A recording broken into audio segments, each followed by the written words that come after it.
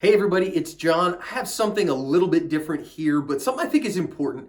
I want to talk to you about a book that I just finished reading. We're going to start doing this on a more regular basis about books that I recommend for self-defenders. First one I want to talk to you about, Andy Brown's Warnings Unheeded.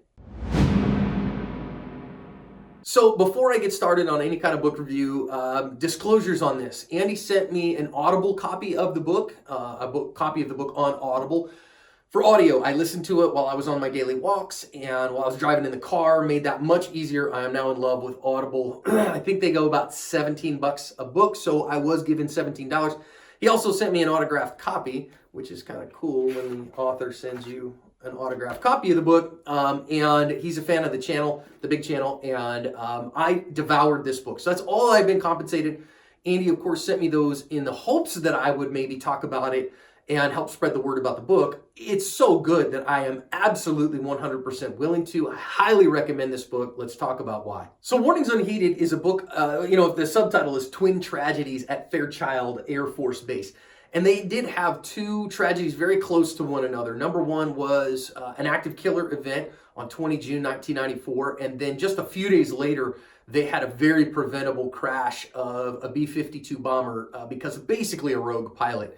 And the book really in tandem showcases some significant things that led up, some events and some personnel failures, some leadership failures, some unwillingness to confront things that led up to both of those. In some sense, he showcases how those failures could have been prevented and therefore prevented those tragedies. And in that is very useful. Now, you might think this is just an Air Force thing, but it's really not. In the day and age in which we live, when we talk about mass killers and we talk about what happens in our society, things about leadership and what we could do to prevent future tragedies, very, very important. I also think, so the reason that Andy wrote this book is at the active killer event at the hospital at Fairchild, again, 20 June 1994, Andy was the law enforcement officer that actually stopped the killer. And so he has a very unique perspective, but it wasn't just his perspective in the book. He combed through just reams of data and interviewed people and looked through everything that was available since that tragedy to bring the story of how it came to be. And because of that, I think you get incredible insight here into how an active murderer develops and then what happens about it. And there's a fantastic chapter at the end about lessons learned and how to prevent the next one. So really the main character and driver in this book, there are two. In the active killer event was an airman named Dean Melberg, and the pilot was a lieutenant colonel named Bud Holland. Both of whom had personality problems that took very different approaches, but because of failures of leadership to act in certain ways, they were allowed to be where they were. I think that Andy does a really fantastic job here of not demonizing either one of those two, particularly Melberg. I think that I'm somebody who has a deep personal connection to mental illness. I've had family members who've struggled mightily and with mental health issues. And so I have great respect for that. And of course, most people who suffer from mental illness and who have illnesses of any kind are not a danger to others. They're not a danger to themselves.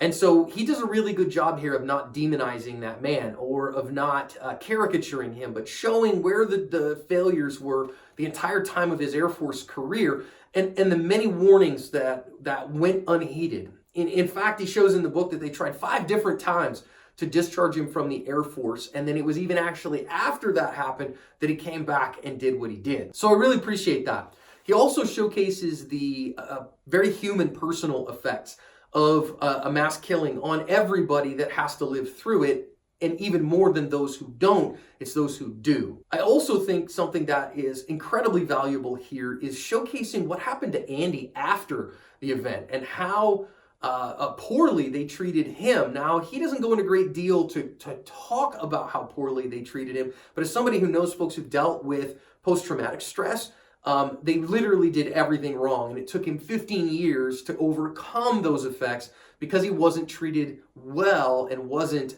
effectively helped to cope with the stress and the trauma from being at an active murderer event. So there's a ton to learn here. The Audible book took me about 11 hours to listen to, and again, I did it over a couple of weeks of my walks and workouts and driving. Very worthwhile book. I don't want to give it all away to you, but I mean, at points in this book, I was just gnashing my teeth going, why didn't somebody see this? Why didn't somebody do something? Why didn't somebody step in when he started rehearsing? Why didn't somebody do something? But there's a lesson in there for that. Are my eyes open to see that in my world and to step in and to do what it takes? I hope that that does the same things for you. So I'm going to put a link in the description if you want to buy one of these, or just go on Amazon or whatever and search for Warnings Unheeded. I really feel like this was an excellent read. There was nothing in it that didn't need to be in it. The descriptions of everybody there and what they went through and what they saw and how it interacted, and these two things that happened within a few days of each other that were totally unrelated and yet show some of the same problems, and how we can learn and grow from them to not do it again is very valuable. One last thing, as a former military guy, when I was in the nuclear Navy, one of the things that we would do is that we would, if somebody had a serious incident, an accident in a nuclear plant, it would get completely debriefed. Everybody that was involved would get interviewed, and we'd figure out, was it equipment failure? Was it operator error? What happened? We would write a full debrief of it, and then it would get disseminated to every other reactor plant in the Navy where everybody had to read it. So then that way the same problem didn't happen again. And that's what I feel like this book is best at. It says, this is what happened. Let's learn from it so that it doesn't happen in our nation again. So publicly, from me to you, Andy, thank you for sending this to me. Thank you so much for writing it. It is fantastic stuff. And if you're looking for a good book for 2019 to get you started in a good way of reading, this is a great one.